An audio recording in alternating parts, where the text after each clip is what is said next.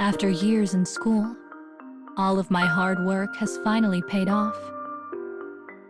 I'm now researching magical pharmacology with my best friend, the slightly scatterbrained girl in glasses.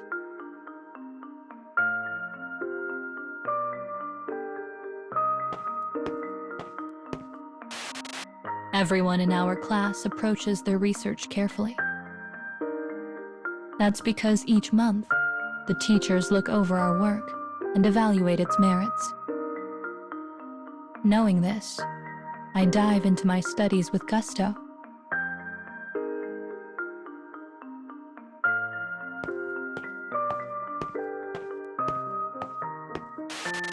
I'm good at focusing on the tiny kinds of details others tend to miss. After a while, the others take notice of this talent, and I'm eventually chosen to be our class representative.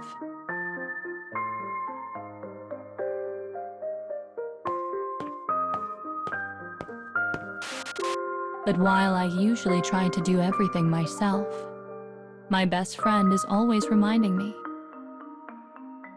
try to work with the others. So I decide to give it a shot. For her.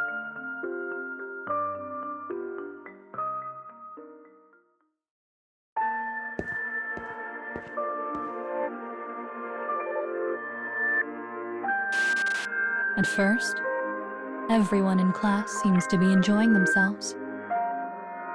But as the days go by, the others start to get more and more worn down.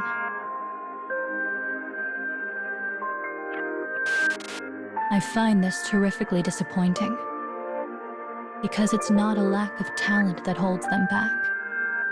It's a lack of effort. But soon they begin to drop out of class, one after the other, after the other. Eventually, the only students left are me and my best friend. I can tell this stresses her out. But the harder she works, the more nervous she gets, and her work soon begins to suffer.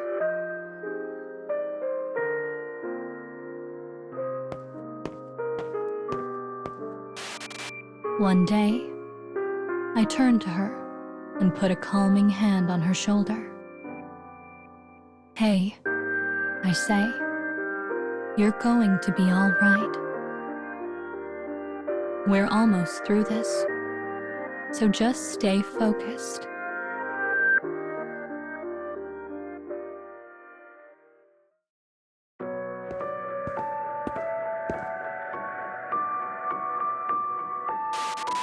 I can tell the lack of other students disturbs my friend, but it doesn't bother me at all.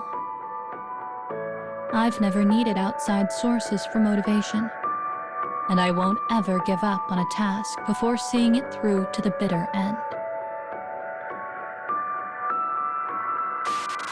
That's not to say this is easy, because it's not. It's hard. A task of this size split between two people is laughably hard. But my friend and I put our heads down and keep going. And somehow we come to the moment of the final experiment. It all comes down to this. The two of us have to pour separate compounds into our beaker at the same time. And if we're off by so much as a drop, all of our work will have been for nothing.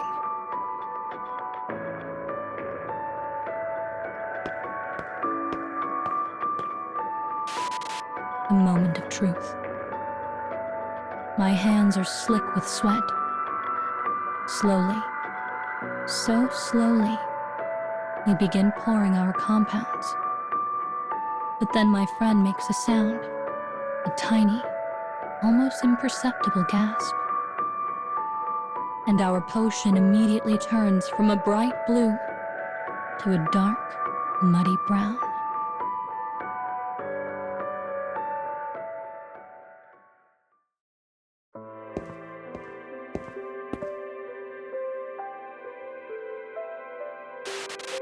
Later that night, I knock on my best friend's door. And while I know she's in there, she refuses to answer. "Hey," I say finally. "Come on, we have to try again."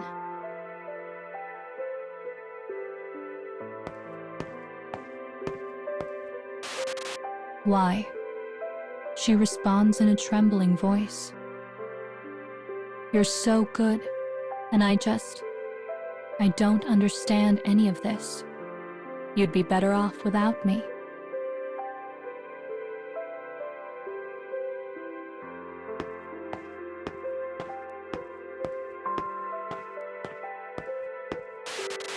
"You're right," I say bluntly. "But me being so good means that no matter how many times you blow it, I'll be there to pick you up. Now let's go."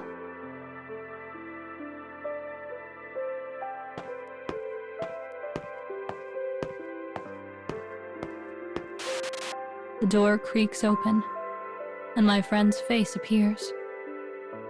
She wipes absently at tears with one hand and puts her glasses back on. Then, grasping her other hand, I drag her back to the lab.